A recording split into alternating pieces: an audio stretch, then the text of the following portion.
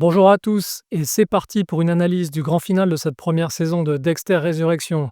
Une analyse en forme de conclusion dans laquelle j'ai groupé les critiques des épisodes 9 et 10 ensemble, le 10e n'étant que la prolongation directe du 9e. Alors qu'en est-il? Eh bien pour le dire avec des mots simples, je ne me suis pas ennuyé du tout pendant ce grand final qui m'a donné entière satisfaction. Bravo! Super! Je n'ai effectivement pas grand-chose à y redire. Les fils de l'intrigue se dénouent tous, ou en partie, répondant aux questions essentielles de cette fin de saison, et le rythme des événements s'accélère alors qu'approche l'affrontement tant attendu entre Dexter et Léon Prater, notre pervers narcissique préféré. Les deux épisodes sont magistralement écrits et la tension est à son maximum. Le suspense ne retombe pas tout au long de ce final et les rebondissements s'enchaînent efficacement.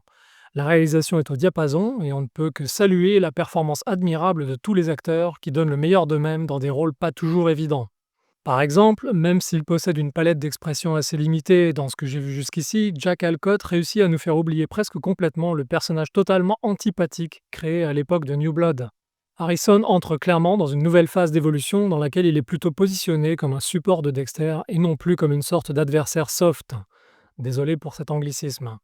Uma Thurman réussit dans le rôle de Charlie l'exploit de nous vendre sans trop de difficulté son personnage de barbouze sans jamais surjouer ou en rajouter.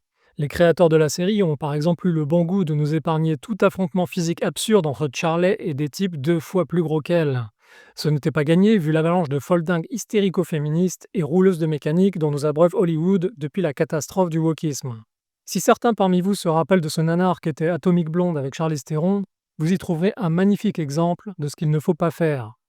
Michael C. Hall, quant à lui, est impérial comme toujours dans son rôle de psychopathe qui découvre en lui à chaque nouvelle saison une petite pièce de cette humanité qui lui fait tant défaut.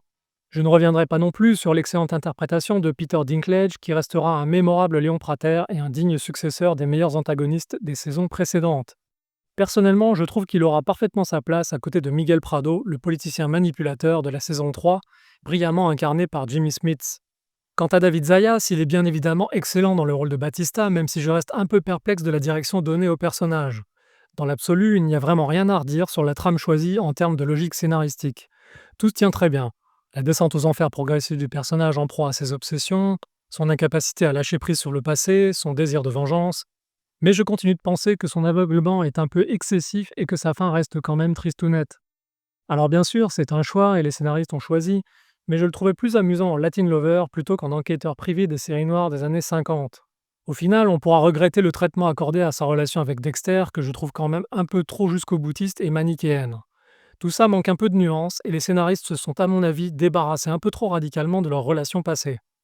Ce qui nous ramène à l'une des réflexions que je me faisais en début de saison, à savoir qu'on ne rigole quand même pas beaucoup dans cette nouvelle incarnation de Dexter. Certes, ce n'est pas une comédie, mais il manque ces petites touches d'humour noir et de légèreté qui donnaient une respiration salvatrice aux spectateurs, au milieu de cette avalanche de morts violentes souvent sordides. Disons-le simplement, les absences de Masuka et Deb se font cruellement sentir sur cet aspect de la série. En guise d'humour, il aura fallu donc jusqu'ici nous contenter du dialogue intérieur de Dexter et de ce personnage de Gemini Killer, dont la mégalomanie galopante finissait toujours par nous tirer un petit sourire. Bref, apparemment les créateurs ont opté pour une direction plus sombre, ce qui n'est pas pour me déplaire, même si la formule des saisons 1 à 8 avait aussi son charme. Un des axes majeurs de cette nouvelle saison, et c'est un point qui ressort tout particulièrement dans les 2 derniers épisodes, c'est aussi le rôle de Harrison dans la nouvelle vie de Dexter. Après la mort de Deb, il fallait trouver un nouveau point faible à Dexter, et c'est Harrison qui remplit désormais ce rôle. C'était un prérequis indispensable pour rendre notre tueur plus atteignable et plus faillible en l'éloignant de l'image de super anti-héros invincible qui lui colle souvent à la peau quand il opère en solitaire. Sans ce talon d'Achille, il aurait paru quasiment invincible. Harrison, c'est donc un peu l'équivalent de la kryptonite pour Superman. Espérons que les scénaristes n'en abuseront pas dans l'avenir et ne feront pas du personnage un boulet trop lourd à traîner. Il faut que Dexter puisse garder une grande partie de son autonomie et de sa marge de manœuvre. Il évolue dans un cadre qui comporte très peu de contraintes, similaire à celui de ses cibles, dans lequel il fait un peu tout ce qui lui passe par la tête. C'est aussi ça qui le rend si intéressant. Mais je ne suis pas trop inquiet car on aura pu voir que Harrison a du talent pour manipuler les gens, ce qui donne déjà une synergie assez agréable à leur petit duo. Vous me rassurez. Enfin, l'épisode 10 nous offre une réflexion que je trouve assez intéressante sur le statut exact de Dexter. En effet, avec Claudette occupée par l'éventreur de New York et l'affaire de l'hôtel, il n'y avait guère que Batista pour nous rappeler que Dexter restait quand même un criminel recherché.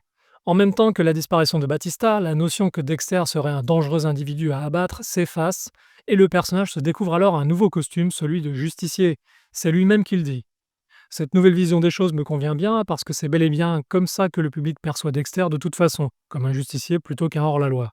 Ce statut controversé est d'ailleurs très similaire à celui de héros comme Paul Kersey, le justicier de New York, et cette reconnaissance officielle permet de maintenir la série dans une case à part, bien éloignée du politiquement correct, ce qui est plutôt rassurant pour la suite. D'ailleurs, il est toujours amusant, au moins au cinéma, de voir la police déployer autant d'efforts pour arrêter des criminels comme ceux-là, dont les agissements, bien que hors la loi, bénéficient largement à la communauté, si on omet bien sûr certaines morts collatérales regrettables, mais indispensables pour faire progresser l'histoire.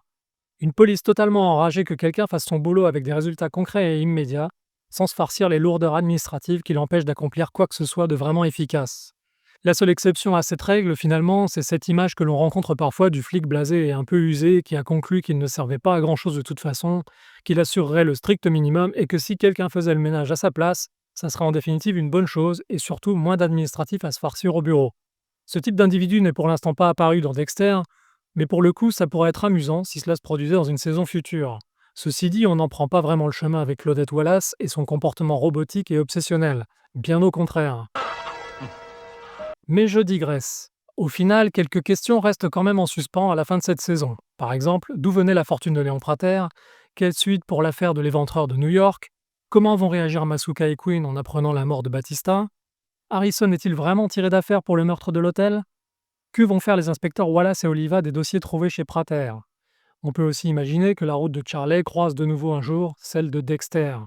Bref, autant de questions qui nous mettent l'eau à la bouche pour la suite. En conclusion, on va dire que malgré un début de saison inquiétant et un peu pénible, qui s'est quand même étiré sur la bagatelle de 3 longs épisodes, la série aura fini par décoller de la plus belle des manières pour finalement nous régaler jusqu'au bout de ces 10 épisodes. Disons le tout, c'est bien d'une résurrection qu'il s'agit ici, et si j'osais, je parlerais même de miracle, tant Dexter s'était enfoncé dans une médiocrité sans nom avec New Blood. Il ne reste plus qu'à espérer que la prochaine aventure de notre anti-héros sera à la hauteur, sachant qu'apparemment, la série devrait se poursuivre au moins sur une 2e et une 3e saison. Ainsi s'achève cette petite chronique de Dexter Résurrection, j'espère qu'elle vous aura aidé à vous faire une idée de la chose, et qu'elle vous aura décidé à y jeter un œil attentif. Quant à moi, je vous dis à bientôt pour une prochaine analyse de série ou de film. On verra.